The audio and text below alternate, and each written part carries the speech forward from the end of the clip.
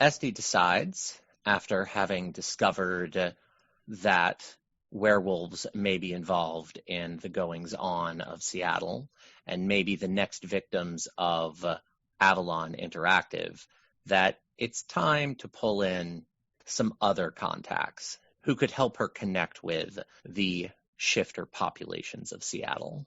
So she has gone to Around the Block to meet her contact, Effie Sims, a mannequin of questionable reputation. No one really knows what Effie does when she disappears, but when she's around, everyone seems to know her. So now we will see what will become of this pursuit. Oh, Estie! Oh, it's fantastic to see you. It's been too long. What are you doing up there in that lab of yours? Come over here. Come over here. There hasn't been a customer in days. Oh, it is so good. You will be such a fantastic distraction. How are things going? As good as always, Effie, as good as always. How are you doing today? Well, keeping busy. Always keeping busy. Not with customers, of course. Things have been quiet recently. I don't know. The city seems anxious. But I have friends to keep busy. So what brings you into the store? Why are you suddenly gracing my doorway? Well, I wanted to talk to you a little bit. You're right that the city seems anxious, and I was wondering if you had any idea what might be going on. Well, I don't get out much, I spend almost all of my time here. I'm just a quaint shop owner. But I've heard things. People come in, they like to talk. We have conversations for hours, and you're hardly the only one. But, I've heard about people disappearing. It has everyone in a tizzy. I'm hoping it's nothing serious. Your kind, my kind. We lose ourselves occasionally. It happens. So I'm hoping it's nothing. You never know for sure, though. Why, have you heard something? A little bit. Can't say much yet, but there seems to be something going on, and we need to recruit a few friends.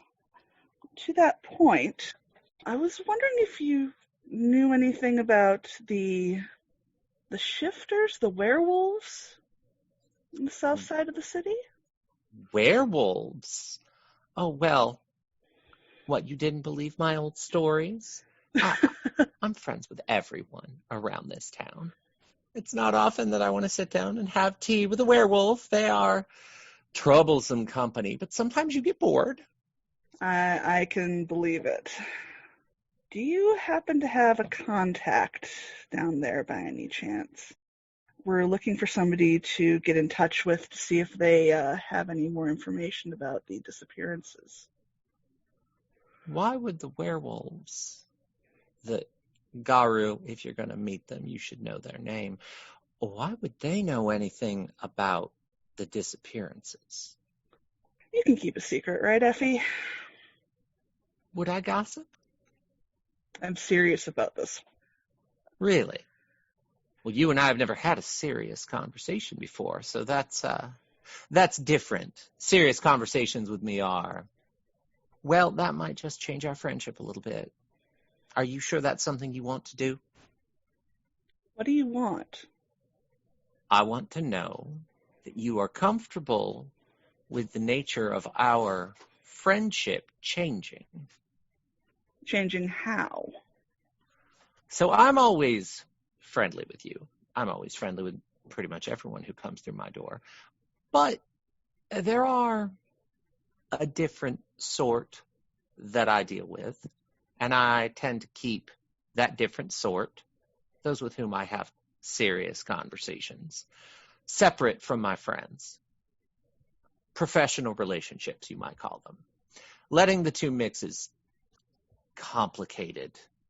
It's hard to keep things lighthearted, to unwind with someone who really understands what it is you do. And I'm not saying that we wouldn't stay friends, but there's a lot more to what I do with my life than you know about. So, Are you comfortable with our relationship changing a bit? I think I can handle that. All right then, let's have a serious conversation. Why do you need to contact the Garu? We think that they're going to be the next to be disappeared. Really? That is daring. I must say I don't know who has been attacking our kind, but as far as I've been able to tell, it's not too serious, a little unusual, but I've been able to hunt down all the people I cared about. Seemed like they'd be back soon enough, maybe a little worse for the wear, but that's life. The Garu, that's bold. They don't just fold up like we do. So then, are you interested in helping the werewolves? Do you just want to let them know because it serves your purposes? I need to know the pretense you'll be approaching them under, you understand? We are hoping to gain their assistance in fighting what we believe is the source of the disappearances. And I assume you will show up and make a case that they are the next to be targeted, that it's in their best interest to help you. That would be the plan. So there's something you need to know about the wolves. They love a fight. They sincerely love a fight. And the wolves around here haven't had a good one in years. I have had dealings with their sept leader, and she's not so quick to fury. She's quite happy that things have remained calm for a while.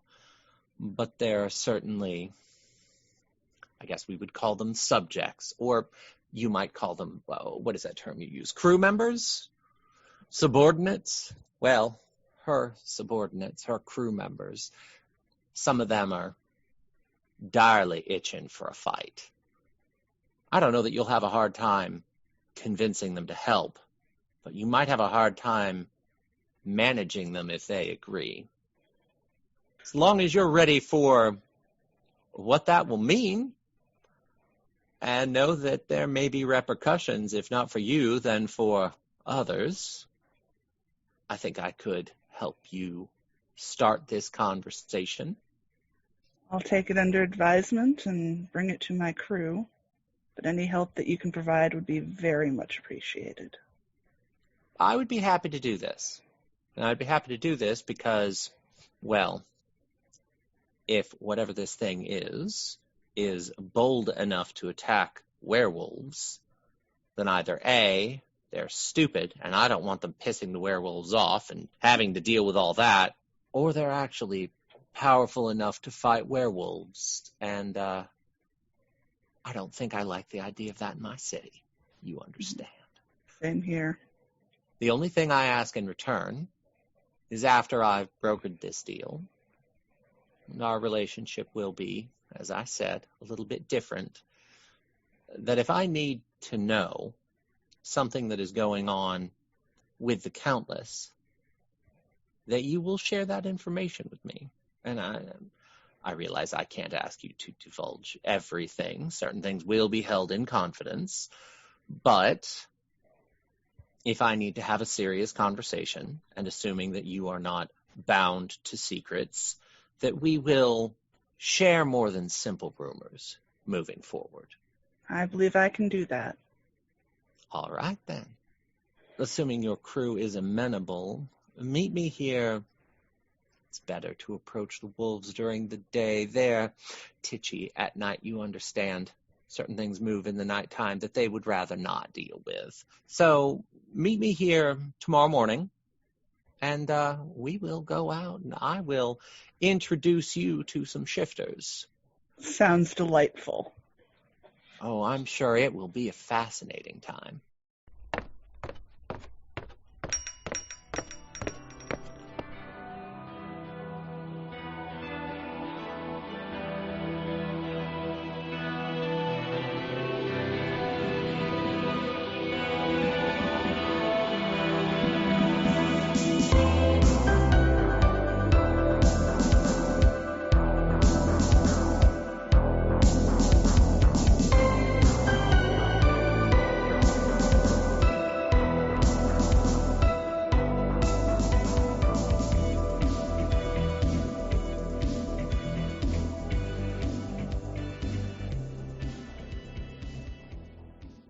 Welcome back to Walking Away from Arcadia. We are here for our 5th adventure of Hunter's Augment. Our intrepid crew, having discovered and confirmed that the forces that have been stalking and spiriting away changelings and countless alike are looking for more hearty targets perhaps that are among the werewolf community. And they've decided that it's time to take a stand and do something about that. The day has passed, and they have all had time to rest, and we gather with them now at their UFO, where they've come back together to make a final decision about what their next steps are. But first, we're going to meet our crew. Hi, I'm Natali Durrani, and I will be playing Neodymium, the most socially adept individual you've ever seen use a BioWare interface. Hi, I'm Erica, and I am playing Casey, who is a forgotten explorer, man-bat person. Hi, I'm Josh Heath. I am playing Conrad Brand, a void engineer who is very confused about what is going on and very nervous right now. I'm Simon. I'm playing Mark, a grumpy old bear, and probably 70% of the reason that Conrad is confused. Hi, I'm Angel. I'm playing Estie, who has probably just gotten her crew in a whole lot of trouble. And now we gather our crew with the adventure ongoing to find out just what sort of trouble Estie has gotten them into. You are gathered in your UFO with coffee, danishes, and whatever other coping mechanisms you need right at hand. And Estie is going to share some information about the goings-on of the previous evening. So, I have a friend who knows a little bit about the werewolves. We're going to go meet her this morning, and she's going to introduce us to them. I recall that going very badly the last time people like us tried that. She has assured me that they will hopefully be amenable to discussing with us. I am not detecting a great level of confidence in this interaction. Is that why the bad debriefing coffee and danishes are out? These are the bad debriefing coffee and danishes. Yes, they are. I definitely added sugar and milk and liquor to mine, and it still tastes bad. As your character is saying that, you're watching Neodymium put sugar and pour cream on top of a Danish. Yeah, that's why those are here. She assures me that they're ready for a fight. Well, that'll go great for those phone people. Werewolves are always ready for fights. They are literally dog garbage disposal people. Casey pauses from a moment of shoving cranberry muffins into their mouth at an alarming rate and speaks around still a half mouthful. Do we know more about the person we're meeting? Like the guru? Only that they're in charge and would be willing to talk to us. Casey stares at Mark. Is in charge a good thing? Well, I only read the reports from the diplomatic mission. Was this the report that ended with dot dot dot? I think there was an exclamation point at the end of the ellipsis. Yes, report number 17-B. It's a short read, but it's informative.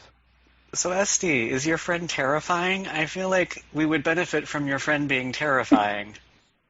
She scares me a little. Would they scare Corinthian over here? Gestures broadly at Conrad. I'm already terrified of this entire plan. Yes, but you're terrified by things that don't make sense. Conrad, there's a whisper in the back of your mind. That whisper that you know is both great and gets you into terrible trouble. and it just says, wait, what would terrify a werewolf? What could possibly terrify a werewolf? And what sort of commission would we get if we properly categorized it? Now that's something to consider. And Conrad says that out loud to absolutely no one but himself. Oh no, the abduction's starting to wear off. He's hit the PBS stage. We're going to have to reinitiate. Oh, the idea was just the sense of it would be good to categorize these things and understand them, and I am not 100% sure what will terrify them, but I am definitely looking forward to learning what might do such thing. In the interest of either marching towards our inevitable gruesome demise at the hands of teen heartthrob monsters from the early 2000s, I vote that we engage in diplomatic actions with this slightly less terrifying yet equally intimidating individual. Yes, let's go meet your terrifying contact, Estie. As the crew has come together around the inevitability of this exchange, Estie takes them out, and they all go down and traverse the city. Would you be traveling via public transit, or would you likely be driving? I have a car, so I would likely be driving. It should There are 5 of you. You could make that work. Yeah. Or Dova Bear. Dova Bear takes the bus normally. Estie will gather her crew. She drives them across town until they make it all the way up onto Capitol Hill to a little thrift store called Around the Block. It's nestled in, kind of hidden. It's down a side street. And it really actually sort of looks like people don't come here very often, and that's almost by design. The sign is not prominent. It's slunk away, almost a little bit like your UFO. It's there, it's open, but it's really designed to go unseen. So Estie goes and opens the door. When you go in, you're immediately hit by the smell of dust and old books and old fabric and furniture. It's a menagerie of things, odds and ends. You think you see out of the corner of your eye some movement, but whenever you turn to look, there's a fluttering of clothing or some other collected item, and then nothing. Estie takes you all the way into the store, walks through a couple of the aisles until making it to the counter in the very center of the store, where there is what looks like a fairly lithe, somewhat older woman who is manning the register. Estie, you know this as Effie Sims, your longtime friend and confidant. You're used to seeing her very gregariously dressed. She wears a lot of color, a lot of mismatched older things. She's always playing around with style, dressing herself up, dressing herself down. But today, she is dressed in a very simple turtleneck, pants, and everything is black. You have never seen her wear an item of black clothing before in her life, but everything on her is black. You are surprised to see this and a little taken aback by it, having never seen her like this before, but you were told things might be changing. How will you go about introducing your friend to your crew? Good morning, Effie. How are things today? Well, good morning, Estie. Things are well. I'm glad to see you have brought your friends here. We have business to attend to, do we not? We do. Folks, I'd like you to meet Effie Sims. Effie, this is Mark, and I'll just gesture. Mark, Conrad, something. Conrad. Neo, and Casey. Why, it is a pleasure to make your acquaintance. And she goes around, and she seems affable but sort of subdued, and she reaches out, she shakes all of your hands. She is exceedingly polite. When you take her hand, it feels firm, too firm to be real. There is definitely a holographic quality about her, but it reminds you more of Estie's holographic quality than the sort of dual bodies that the rest of you have. She shakes your hands and says, I'm so glad that we are going to be engaging in this business together. I think that it's really best for the city from what Estie has told me. So are you all prepared to go, or do you have questions before we get on our way? I want to make sure everyone understands what we're walking into. I updated all of my legal paperwork before this. She just looks at you. She's very confused by that, but she doesn't say anything. Is there anything we should know about who we're meeting? Realizing that they're still double-fisting muffins, they offer one to Effie. Effie looks at the muffins and says, oh, well, that's very sweet of you to have brought refreshments. I'm quite full. I've already eaten. It would be good for you to know who you're going to be meeting. Her name is Imogen Jones. She leads Zagaru in this city. Runs the most powerful sept, they call them. I don't know all the details of their politics. I don't really keep track. I know too many things, too many people to know everything about all of them, certainly. But she's a level-headed wolf. Not all members of her sept are level-headed wolves. Not all of them are wolves. If we're very, very lucky, we won't have to meet any of the more eccentric members of her immediate family. They can be trying. But we're in this for the long haul, and it is for the greater good. I have hope that Imogen will be amenable to your request. It's hard to say with the wolves, though. Have you told her why we're coming? Oh, no. I will broker introductions, but making the case is something you will have to do. If I were to tell her why I was bringing you, I suspect she would not agree to a meeting. She, in fact, does not know we are coming, which for a variety of reasons is better for all concerned. You're saying we're just going to show up at a murder machine's house or business unannounced, and that's going to be better? It's the way these things are done. What percentage of these devolve into the murder of the surprise party? None that I have been involved with. Follow-up question. How many of these have you set up? Oh, I've set up many meetings, brokered across many of the creatures who live in this city. I am in a unique position. Because of that position, I can set these things up. No one level-headed who knows any better would pick a fight when I arrive. That's all you really need to know. If you really want to dig in further, you can attempt to ask around about me, but a girl has her secrets, and you'll have to pry them from someone else unfortunate enough to know the details. Conrad's going to just kind of lean in and go, I'm really curious about your holographic nature.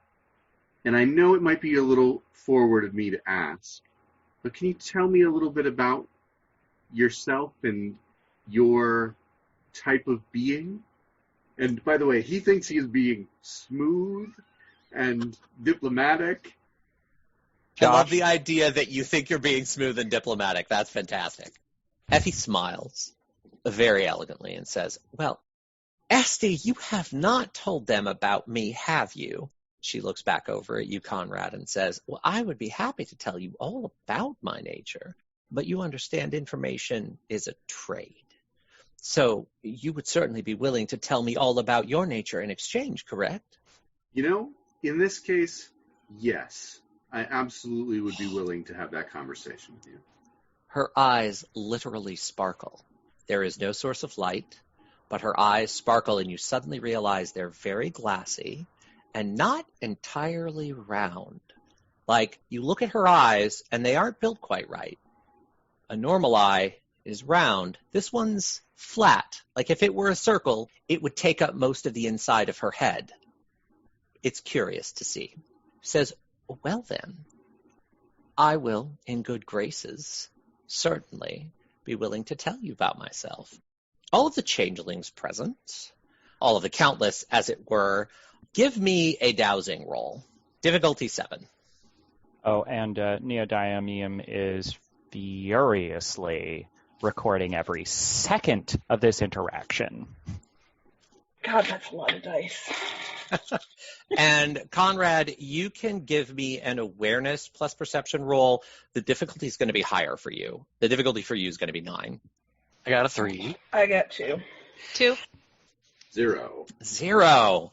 The dice, it's like the dice know you're a mage in a changeling game. It's like... I'm using my werewolf dice too, so, it's Yeah. all kinds of loops. So for those of you who got 2 successes, everyone either got 2 or 3 successes. So for those of you who got 2 successes, you feel a subtle breeze of magic escape on the words of Effie as she spoke to him. They specifically swirled around the comment about, well, I will happily tell you what I am. Certainly you will tell me about your nature. There was like a slow build of 0-point energy. And then when Conrad said, in this situation, I think I will, that 0-point energy just kind of burst outward. Dova Bear and Neodymium, as you got 3 successes, you are able to tell that a contract was just made. Dova Bear, given your rank, you are not a leading member of the Symbiosis Collective, but as someone with rank, you've been involved in a couple negotiations. You've probably seen a contract made, and it's normally very formal. You've never seen a stealth contract before. That is a little bit surprising. Neodymium, I doubt you've ever actually seen an oath made with changelings. Contracts made with the Countless are much more technocratically enforced. It's the same principles apply. Yeah. There's terms of service attached to that handshake. Oh, look, it's being automatically downloaded, and my system is forcing me to go by the terms defined. Oh, that's easy. These touch accept on the holographic projection if you accept the terms. So because you mentioned terms, I will say you have seen a few very skilled contract workers within higher levels of Countless Society put together the sorts of terms that the user just accepts as they install their experience in digital subspace and tends not to notice. And this felt familiar. You've seen that dirty trick before, and you're not going to fall for it. This felt similar, but not exactly the same. So to define the exact moment that Neodymium becomes aware of this, is he observing as the contract is forming and being aware of this, or as it has been completed? As it has been completed. Okay. That's a significant detail on how his interaction is going to go. You realize what just happened immediately. You're not aware of it in time to stop it or intercede. Yeah, because otherwise, intercept time, hand slap. No, Corinthian, no. Do any of you want to do anything with this information, or just allow the social exchange to progress? Estie's just going to cringe. I made a note to have a conversation later. Corinthian, are you aware of the terms of service you just agreed to? Yeah, we're exchanging information about one another to build a relationship that will hopefully be beneficial to all of us in the future. Those terms are broad. You should narrow them significantly. Turned her attention directly to you. She raises one eyebrow and says, "Oh, come now. Surely this is just a friendly agreement. And after all, it's already been made." Friendly agreements don't require the exchange of legal blocks of text multiple pages long. There's no legal block of text. I don't know what you're referring to. We're merely going to share information about each other, quite honestly. While this exchange happens, Casey tries to disappear behind Mark. That's because they're not entirely sure what is going on, but they don't feel so good about it anymore. As Effie's attention has been drawn, I'm going to very carefully place a hand on Commodore's shoulder and say, "We'll have a chat." Okay. I am sure that you wouldn't define it that way, just like you redefined the word friendly, interaction, and truth. Have a nice day, in the manner in which I mean that. Yes, well, certainly. She turns back to you, Conrad, and says, your friends seem very touchy about our agreement, but it's between you and I. So let me be the first to share a bit of detail. And she goes around back behind the counter, and she pulls out a doll. It is beautiful. It looks like it's carved from wood and delicately painted. You can all tell immediately she took it out of something underneath the cupboard. And once it's actually removed from that thing, you all immediately feel the buzz of ZPE. The entire room sort of suddenly glows a little bit in ZPE as she pulls this thing up. And she sets it on the counter and looks at you, Conrad, and says, you wanted to know about my nature. This is my nature. This is what I am. I have told you a thing. Before the day is out, you will tell me a thing, but we have other business to attend to now, don't we? And then she'll put it back down. She pulls something open underneath the counter, and when she returns it and closes whatever that container is, you no longer feel the wash of ZPE, but now that you know that it's there, you can feel the hum. You can feel that you're close to something, and you realize it was there before, but you didn't know to look for it. Conrad, what is your immediate reaction to that going to be? Obviously, the detail she shared was intentionally obtuse. Mm-hmm.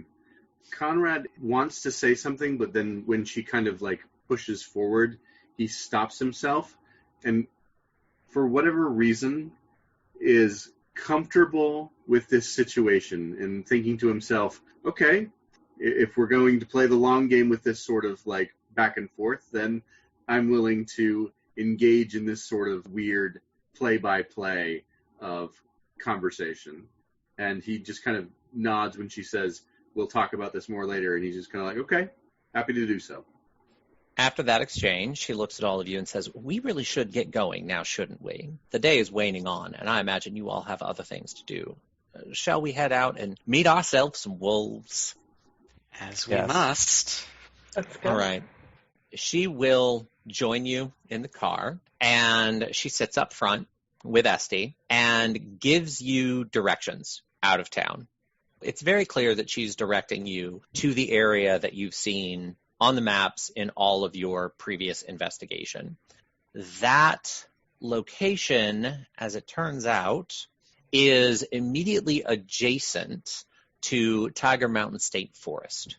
You're driving out there, and she's very chatty the entire way, but it doesn't really seem like she's digging for any more information. She's really just trying to pass the time at this point and being affable.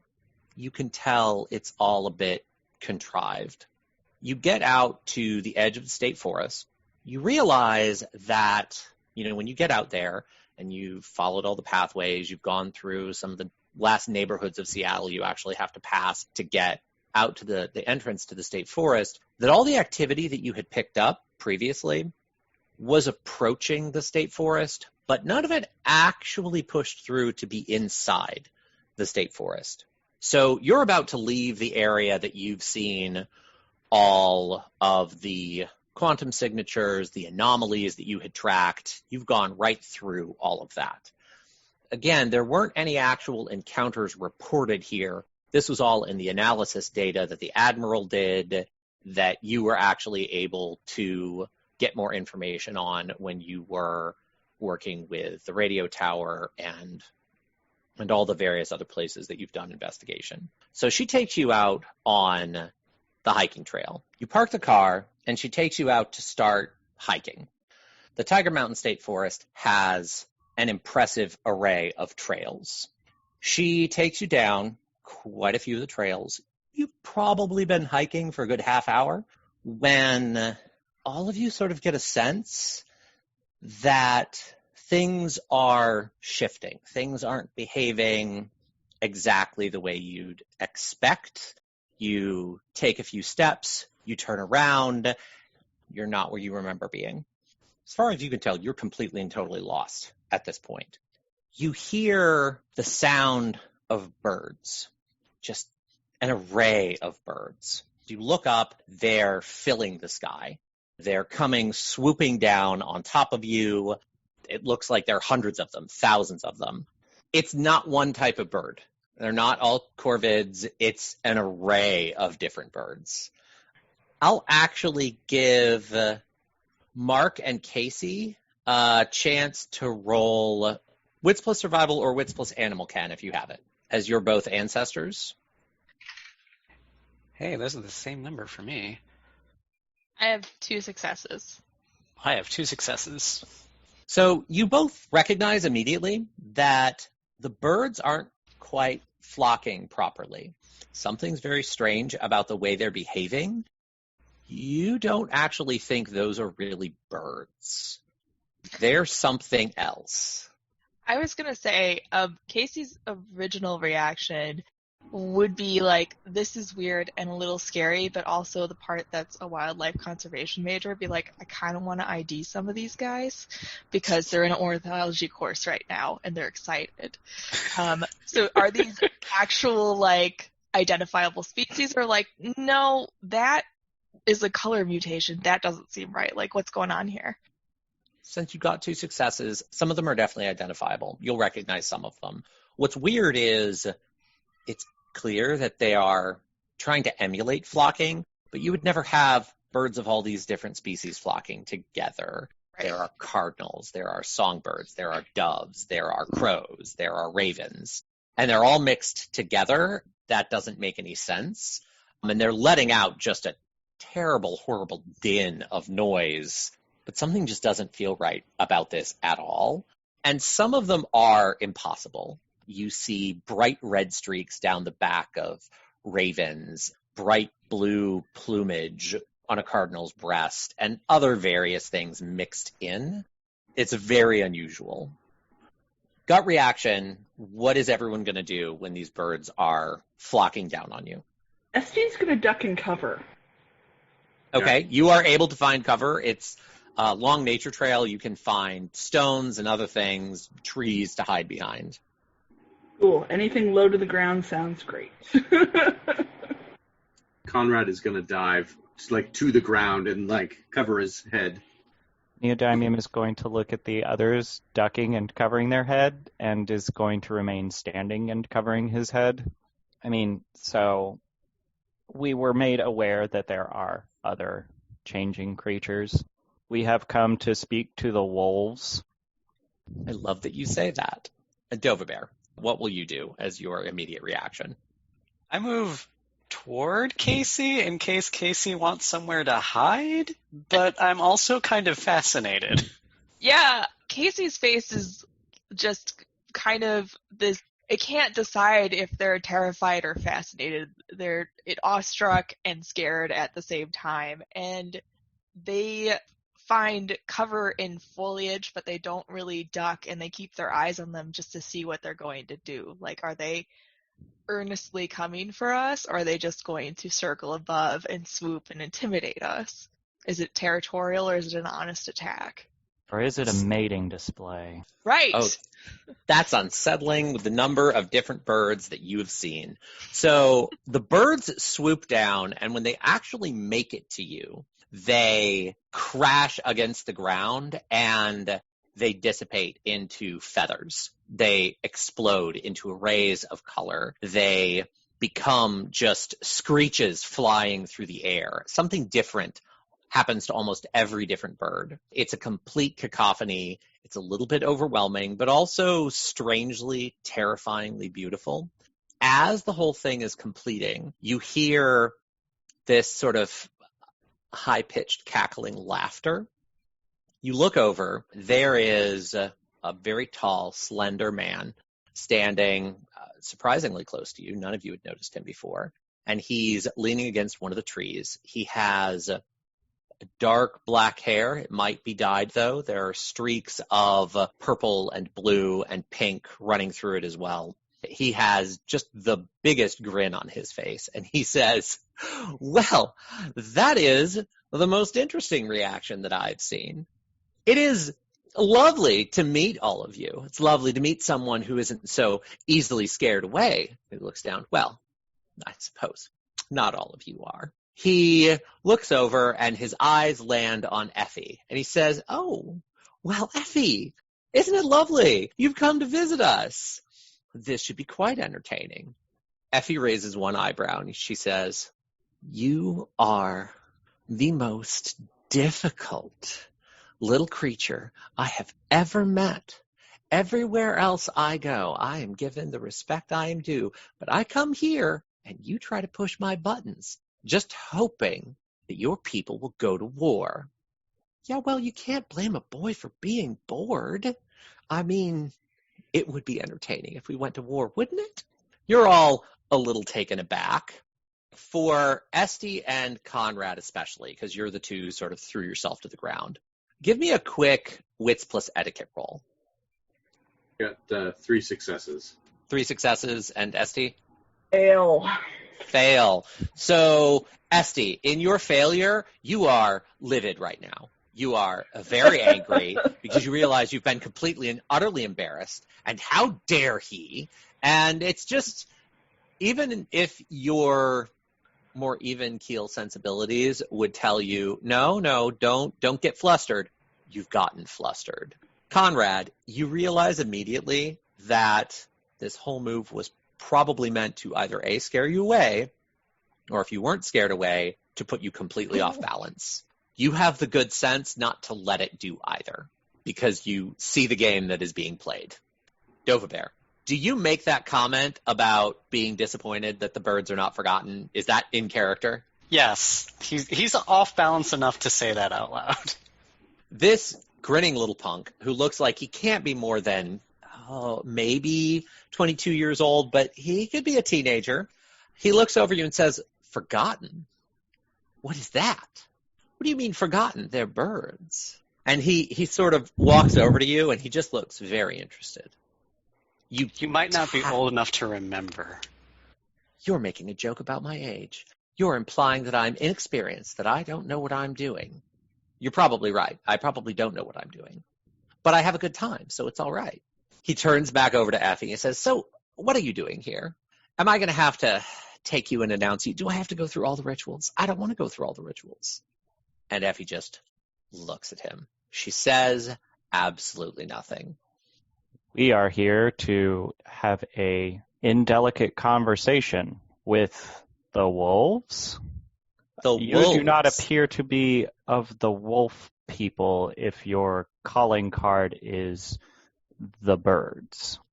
Well, no, a wolf can have other friends. I mean, I'm not a wolf. Don't get me wrong. I would. No. I have more refinement than that. I have a better time than the wolves. But wolves can have friends. They're not limited to themselves.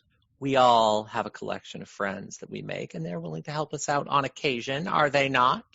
Clarification, talkie friend.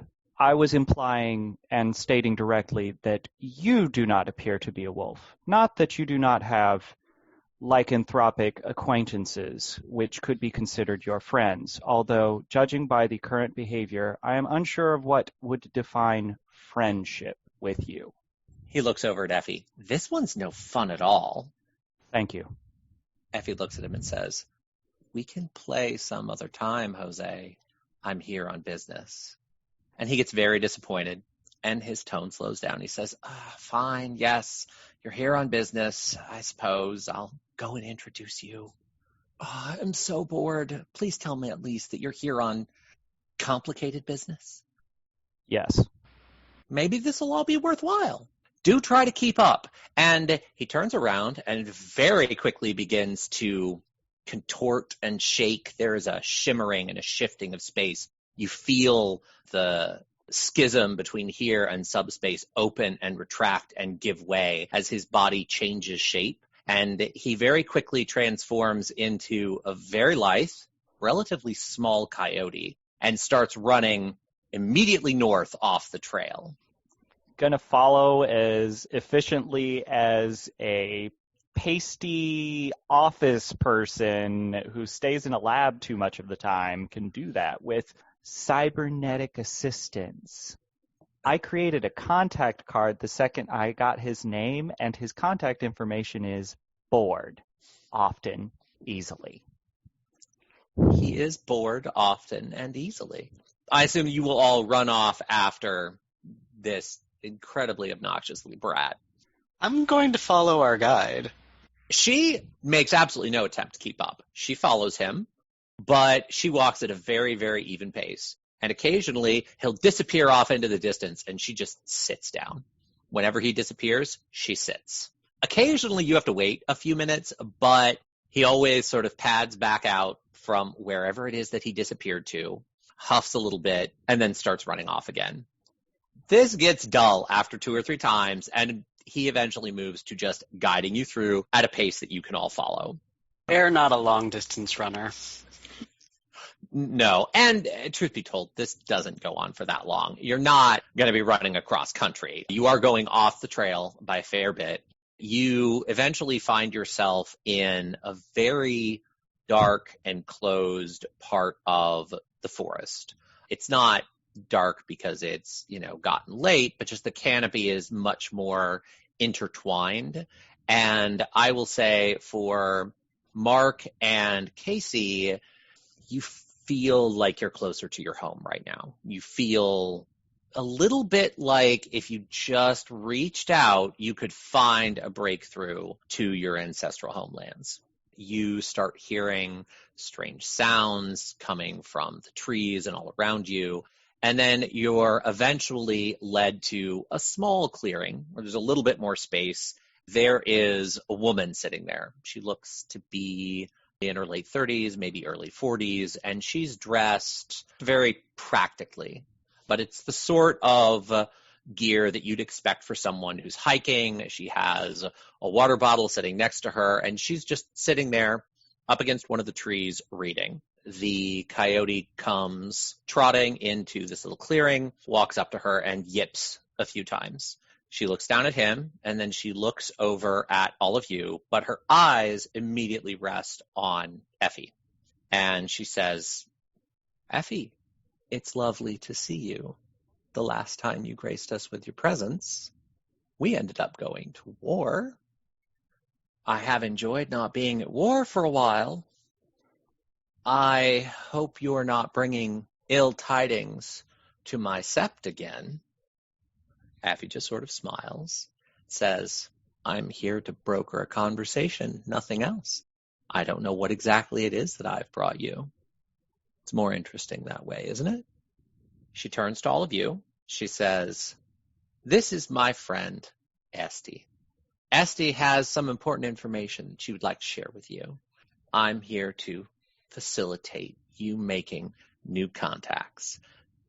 I like to think that what you need from each other would be mutually beneficial, but really, I'm just starting a conversation. Estie, what do you and your friends have to tell the wolves?" It's nice to meet you, Ms. Jones? She looks over at Effie, and then she looks back at you and says, "Well, it's lovely that you were told who you would be meeting. I would have appreciated a similar heads up, but I suppose you don't always get that when a black cloak walks into your sept. Yes, my name is Imogen Jones. You are Estie Hubble. Estie Hubble. Interesting name." She takes a very deep breath. It's awkwardly long, and then she lets it out, and her eyes get a little bit narrow, but she lets you continue. We've come today to discuss some recent disappearances that we've noticed and ask for possibly your assistance. What disappearances? I haven't heard of anything. Some friends of ours. We could provide names, specific individuals, and their ties to the possibility of your community becoming involved in the members disappearing. Are you accusing us of something? No, we are informing you of an incoming threat, which is currently affecting our community. Imogen glances back over at Effie, but decides not to say anything and says, "And what exactly is your community?" Okay, as much as I know we love the the witty bullshit my character is capable of spinning out, I really don't think we want Neodymium having this conversation. Someone else might want to jump in and be the face. Because he will lead with, we need you to commit a terrorist attack. Okay. Like, we don't want you to start a war. We just want you to murder some folks for us. Make a building not a building anymore. Okay. So I'll jump in here, I guess. Go for it. I represent the Symbiosis Collective. We made some tentative outreach to your group around, a decade ago, I think. We've been having members disappear due to a conspiracy which we believe is expanding to target any non-humans and is arming otherwise normal humans with very well-disguised weaponry that is particularly effective when aimed at us, although we have, and I reach into my pocket, pull out a holographic data tape recorder thing, and I push play on it. It begins projecting the information we got about the upcoming raid targets, which I'm sure she can't see. Simon is sure she can't see, but Mark isn't thinking all the way through right now. She just saw you pull a Walkman. It's legitimately to her. It's like an 80s Walkman. It has the little foam headset and everything. Out of your pocket and click it. That's what she has seen. And she's reacting appropriately, as though that's all she's seen. I'm going to roll a die real quick to see how observant I am. There is going to be a long, awkward pause while Mark fails to pick up on that. I am going to have to buy some Nightmare to invoke the weird. All right, then. So, Corinthian? You're still abducted? I'm going to say the highest banality present is 7. Okie dokie. Let's see if this is my first successful glamour roll. It would be much lower without the tech. Oh, actually, no. I'm going to back up. The highest banality present is 6, because at the end of the day, the VEs aren't that banal to you. Okay, I got 2 successes. So I call on the weird and force my xenoform into reality for a bit here. Human Mark is replaced with a giant cave bear Mark, incongruently holding a piece of advanced technology that is projecting a holographic image of the city. So normally, and you've, I'm sure, revealed your xenoform to mortals before, and they tend to panic. They have all kinds of terrified reactions to that. Less so for you than with the more explicitly alien. Countless, but still full xenoform exposure is jarring for mortals. Imogen really does not bat an eye. She steps back a little bit. It feels more like just preparing to see what happens next, but she isn't fazed by what just happened. She is, however, very interested in this holographic projector you now have. My voice is probably a bit different now that I don't have a human mouth. I continue trying to speak. We all understand perfectly. Yes. Cool. We're having a brother bear moment now. Yes. You are having a brother bear moment. She says, I have met many a bear, but I have never met a bear so friendly with Weaver. Although this certainly explains the last minute of whatever it was you were trying to tell me. Let's start over. If you try to talk, she actually seems to understand you quite well. Oh, good. This is a map of the city. We collected from one of the weapons that we also collected. They're networked. As you can see from the movement of different active elements on the map, there's a projection that they start moving towards where we are now. And we found that concerning based on previous interactions that the Symbiosis Collective and this area have had. And we're significantly more resilient than normal humans. She walks up. She looks at the map. Her eyes very quickly track the movement. It is immediately apparent to you that she understands what she's looking at. She says, may I? clear to you she's asking, can she interact with your technology? I assume so. So she will reach out and begin to manipulate the interface that is being projected holographically. Conrad, I will say when you see this, it is very surprising for you because you don't have any particular werewolf lore. You don't know specifics about what different groups of them are capable of. You've just read the big file on Garu.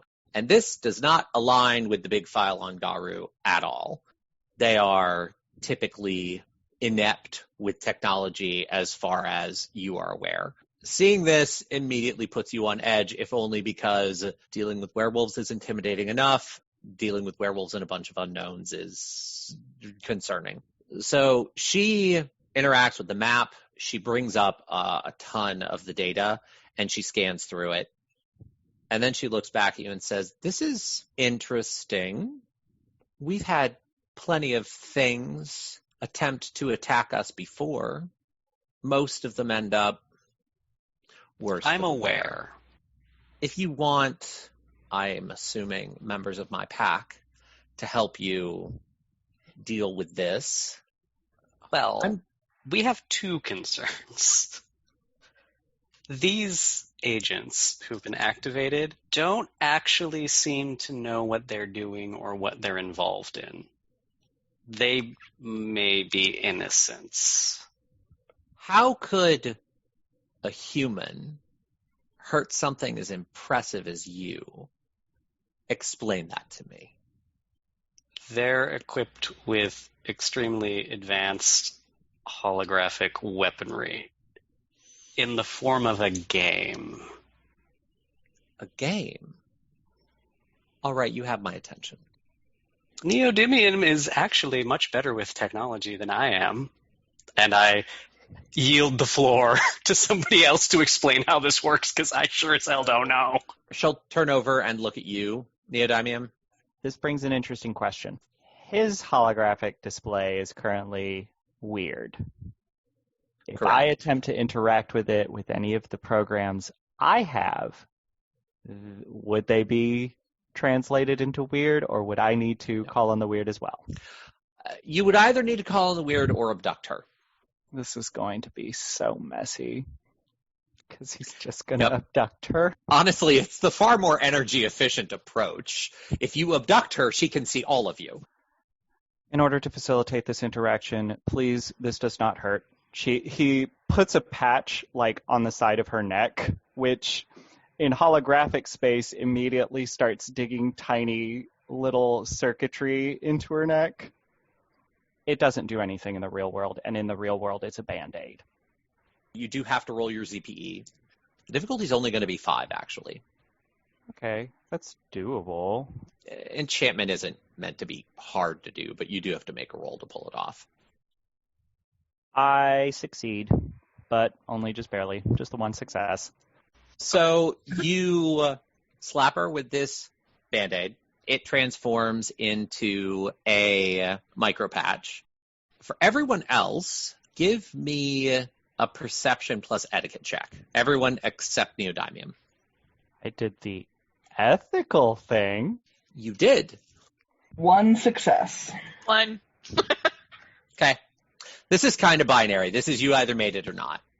1 success.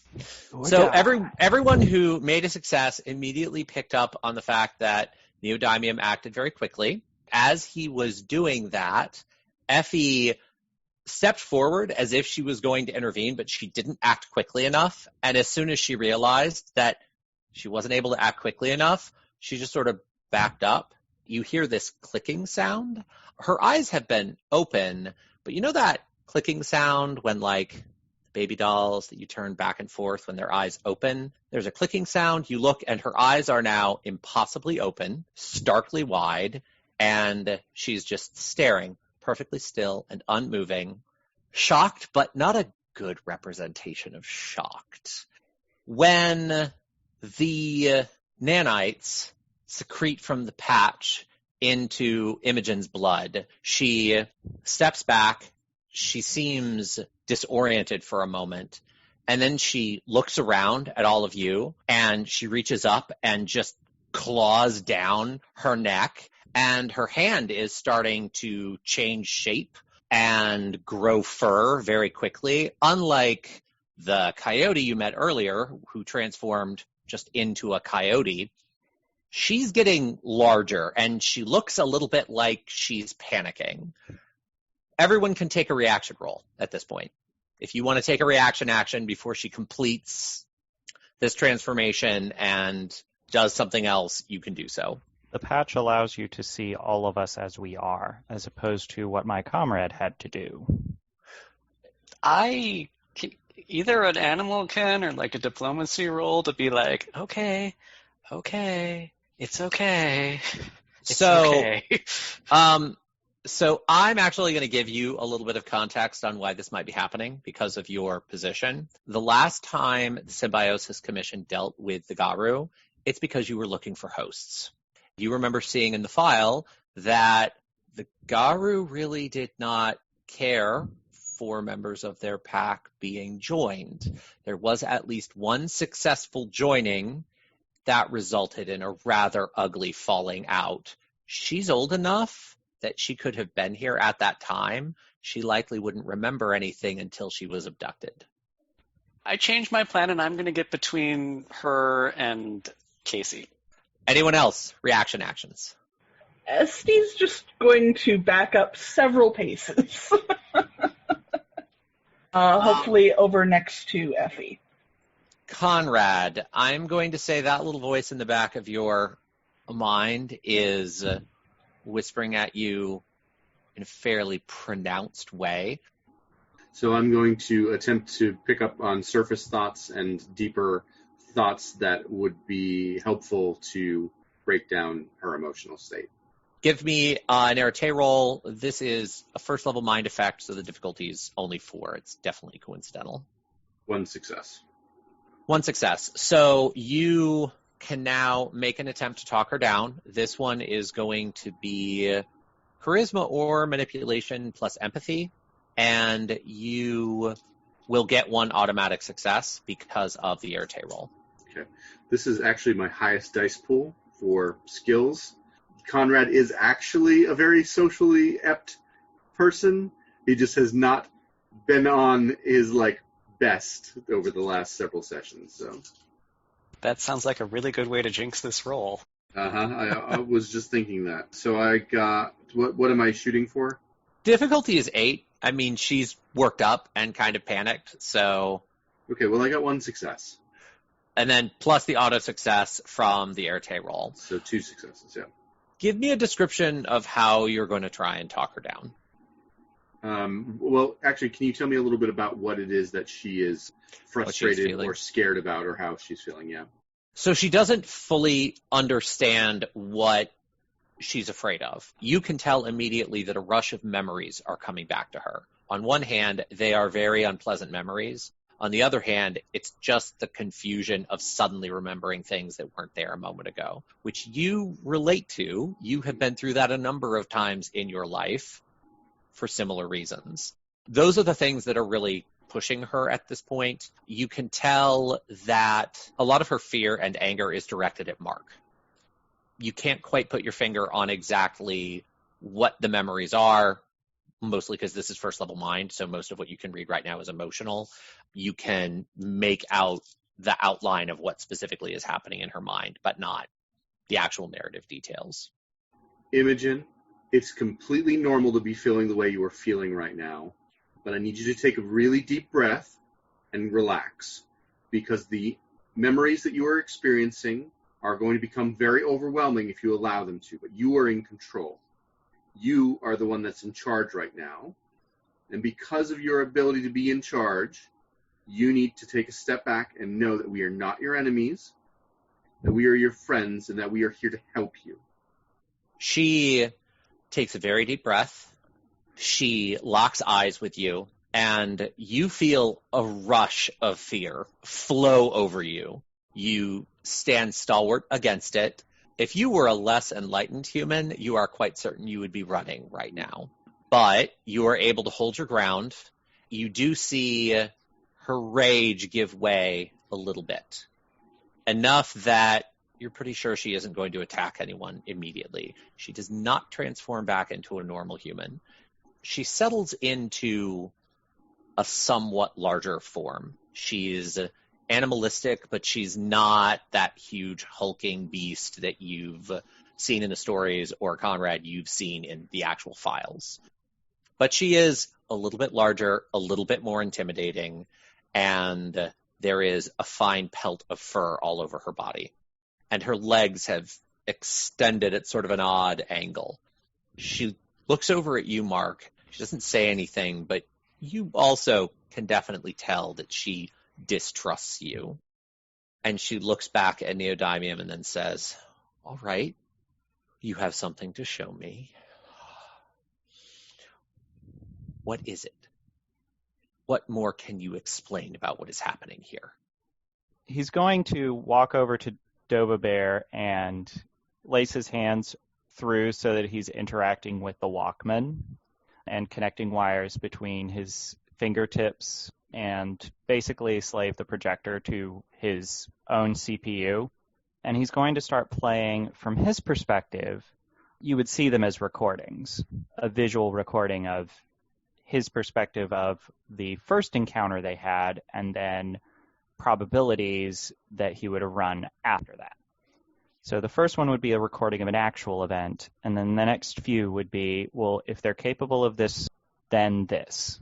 At what stage does this start decreasing, like the changeling population in the area? Because he would have start running those as background probabilities. That's what he's good at. So it's going to start with a very real-to-life display of how bad these things are. And while we won our first encounter, that was against 2 people who were relatively unsuspecting. It was like 5. Yeah, but 3 of them ran away. We yeeted one into a ceiling. No, you yeeted all of them into a ceiling. Dova Bear most definitely used scene. They didn't run away. Dova Bear just messed them up. And still, they're capable of doing quite a lot of damage individually. I mean, this recording will have them damaging Mark. She watches the entire recording. She looks at all the data that you've shared. And she then said, it goes into the probabilities, which are far uglier to look at. She's able to follow all of the data that you share. Then she says, "Do you know who's responsible for this?" After a lengthy and serious investigation involving a member of another community, I believe he's going to gesture over to Conrad and refer to him as Corinthian. Corinthian here will be able to explain with far more familiarity, I believe, the individuals who might be involved in this project. They do not appear to be just humans. So she'll turn and look at you, Conrad, and say, "You know who is responsible for this." You feel like she already has a suspicion. The main player is a game studio called Avalon Game Studios, who are creating the game around this. I believe the game's name is Hunter's Augment, and they are working out of a facility. It has offices that are related to the organizations that I am affiliated with, but I do not believe they are directly connected to one another. It's just unfortunate that they are in the same location. When you say that name, Avalon, she immediately starts to growl. It feels like an involuntary response.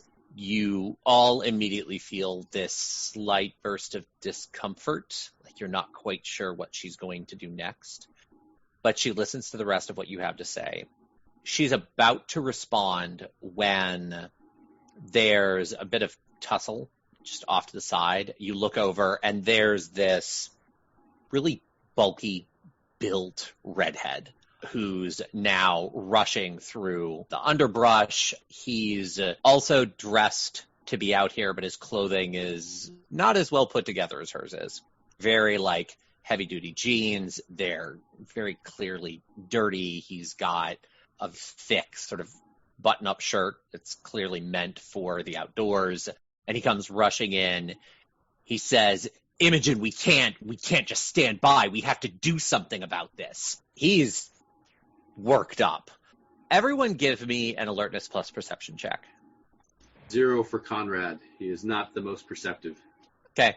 You were focused on that exchange. You didn't notice anything outside of what you were talking about.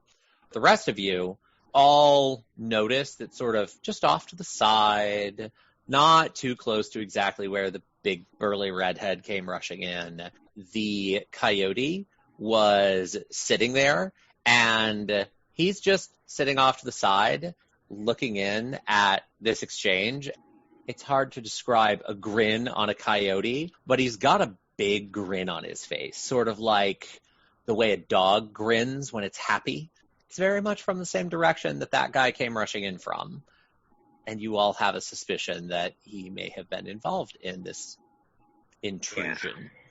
This guy comes rushing in saying, we have to do something about this. We have to stop this. We can't just put up with this. They can't come for us like that. They can't attack us.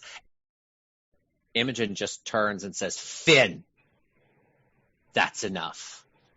You need to leave. He halts for a moment, and he says, after steeling himself, I'm not going to leave. It's not happening this time.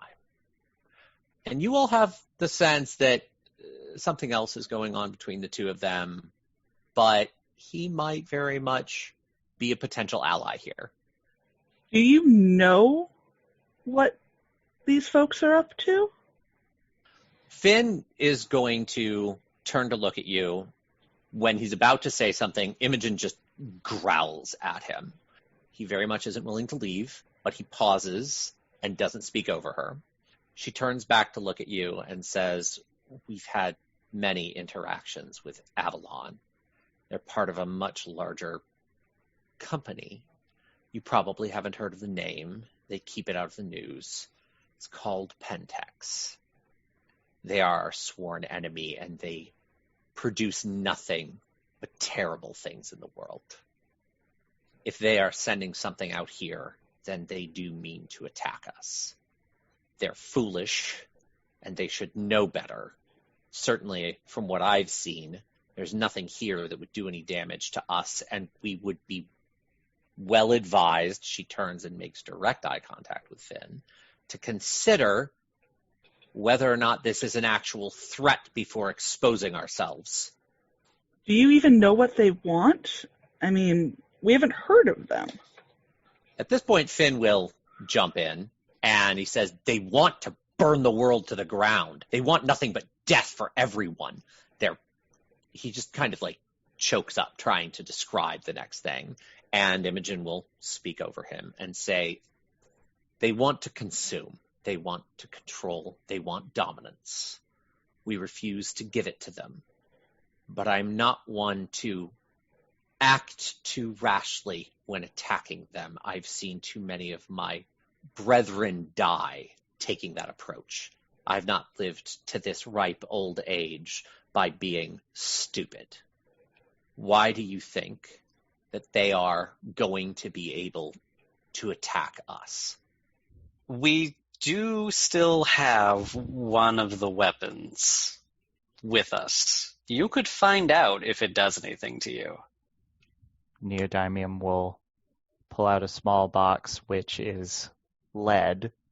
He will unlatch and open the box and then turn the phone back on.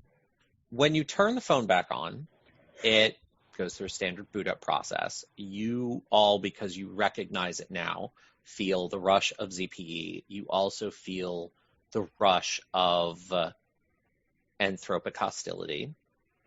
I will say, Neodymium, because you rolled so well on your system analysis when you were actually in the digital subspace where this thing is represented, you recognize that there are a number of protocols that aren't active on this phone.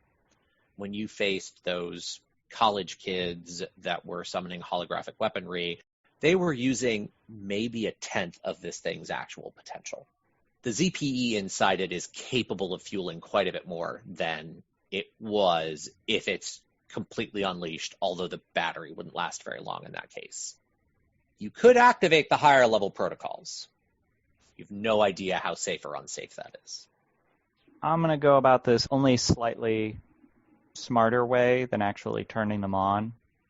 I've been in and out of most of those protocols, so I could at the very least switch what I'm showing her via the Walkman. He's holding the phone in his other hand and making it very clear that he's partially interacting with it. He's like, I interacted heavily with the program that is currently loaded onto this phone. What was demonstrated in the interaction which you saw, where we were successful in defeating a bunch of unawares children, only about 1/10 of the program was running. It has several, and he switches the display from these statistical models that he was running to sort of showing about as close as you can get to the physical architecture of a program and like how far deep in the active architecture during the fight was, and then the rest of the program.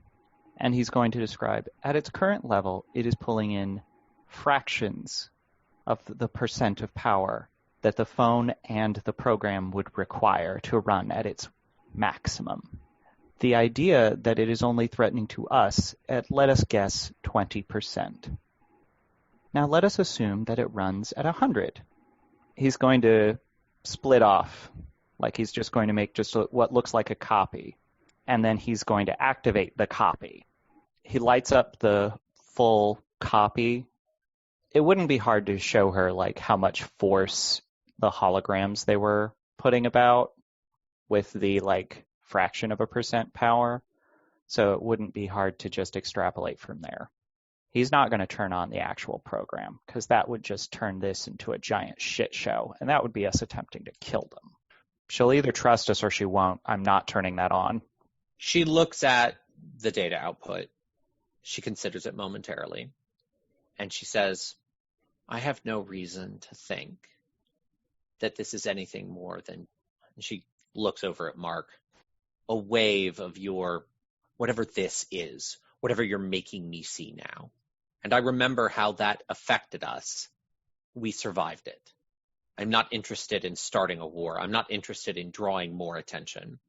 You all hear a shifting on the outskirts of the trees. The coyote comes walking in, although he's human again now, leans up against one of the trees and says, hey, old bear, that gizmo, that phone over there, if they turned it up all the way, magical game that you're playing, could it do what you're doing right now? I look at Estie and Neodymium. Can it? Could it be here, like you are? I'll say, Neodymium, yes. The higher level protocols would absolutely fully expose holographic xenoform. He's going to say yes. I mean, I just don't really think that will sway her opinion much, because she's not really trusting data in front of her. Finn is going to start arguing with her again, insisting that something needs to be done. She turns to try and shut him down. Jose, the coyote boy, he's been smarmy to the last up until now, but he turns to her and his tone of voice shifts and he says, Imogen, we can't survive this. If they can make these things, if they can give these weapons to humans, tromping through those paths, coming close to us, if they can hunt us down the way it looks like they're hunting us down, I'm not sitting here and you know I'm the last one to beat the drums of war. I was hoping this would be a fun diversion. A war. Sounds great on paper. Makes a good joke. It's a great laugh. Even I'm not laughing anymore. I'm not waiting for them to bring it to us. She turns and there's this anger in her. She doesn't have control of the situation. But as Jose is talking to her and being surprisingly cool and calm about it from what you've seen from him so far, she relents a little bit and her anger subsides. She says, clearly you've convinced my packmates, and I'm not the sort of leader who will trample consensus. What do you want us to do about it? What do you need? Casey peeks out from behind Mark and They say a little too chipperly, we are presented with a unique opportunity. There is going to be a protest on Avalon this afternoon, so it's, one of those now or never situations. Can we calendar terrorism for you at around 6 p.m., 6:30? Finn, he puffs up, and he looks back at her and he says, "This is our opportunity. I am ready. All of the cubs are ready. All of the warriors are ready. We're not staying here anymore." She looks unhappy when he says the word cubs. It is very clear that she feels the situation spiraling out of control and looks like she's running out of options. I look over at Conrad and I say, I feel like what we need here is a bit more restrained and tactical than war, because they're using humans as pawns. Finn will just turn over you and says they always use humans as pawns. They won't stay human for long. And once they change, there's nothing else to be done about it. We need a tactical, precise, and surgical removal of the equipment. So Imogen is going to step in immediately at this point and attempt to put Finn in his place again, at least for a moment. I surprisingly find myself agreeing with all of you. Wonders will never cease. What tactical approach did you have in mind? I believe we want to use the protest as cover, and then you can do your good work with as few as you deem necessary, and we assist. Because you'll need someone to deal with off-site backup copies and redundancies. The internet is strange and confusing, but I know those words. We believe we could handle the tech, but we might not have the not manpower. She'll turn back to you, and she says, "That I can be amenable to. We will go in, we will help you, we will get out." Finn starts to make an argument, and she just turns and looks at him. She just makes eye contact and says, "You'll come, Wolf. You'll come, and you'll fight.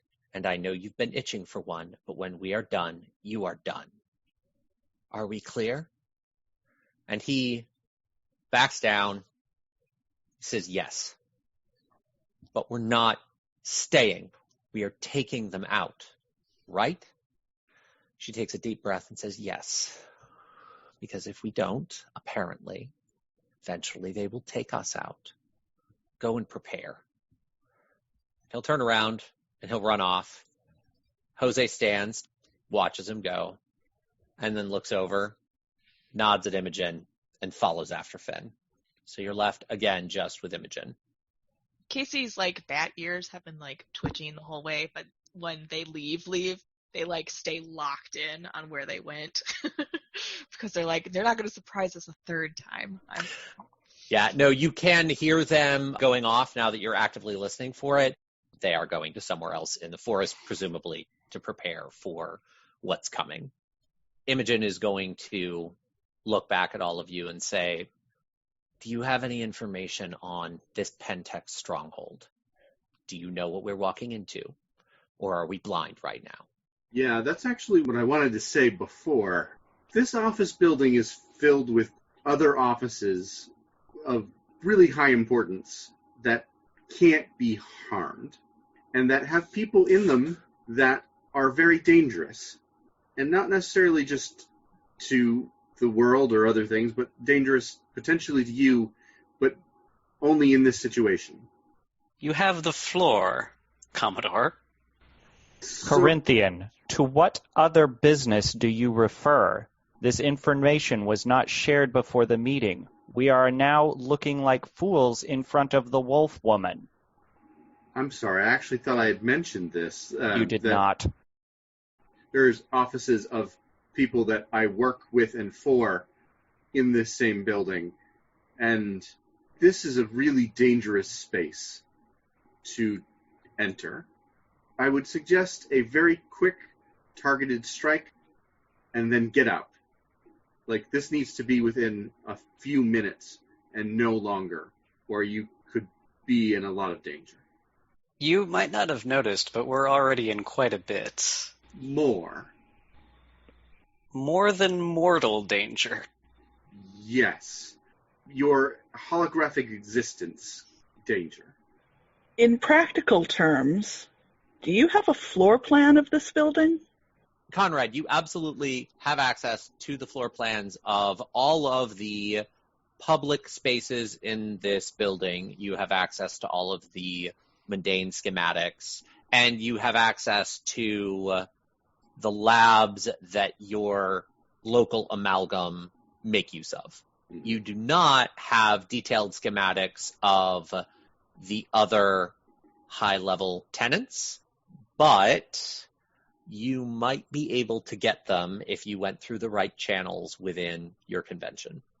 I can give you schematics that cover the basic layout of the building, some of the areas around this particular space, but not the space itself. It's possible I could get you more specific ones, but I don't want to promise you that, but I can look into it. The criteria for success in this matter will require those plans. We will not be able to enter, assess, and destroy this facility in a surgical manner in less than a few minutes with absolutely no information on the floor plan. Imogen will turn to you and say, all of us are going to be sacrificing a great deal to do this. If you can't make promises about the outcome, I expect you to at least make promises as to how much you're willing to invest in getting those plans. The fact that I'm here, that I'm willing to even consider this plan, speaks to my willingness to support this action. I will do everything in my power to assist. When is this protest? I have the text message from Lizzie here. It has some kind of a blue underline thing in it. Does this help you? Can I make just like a quick roll to find out if Imogen has a social media profile of any kind? Yeah, absolutely. You're not going to have a hard time finding this. Wouldn't have mattered if I did, because that's a lot of 10s and 9s. Imogen has every social media profile. I mean, all of them.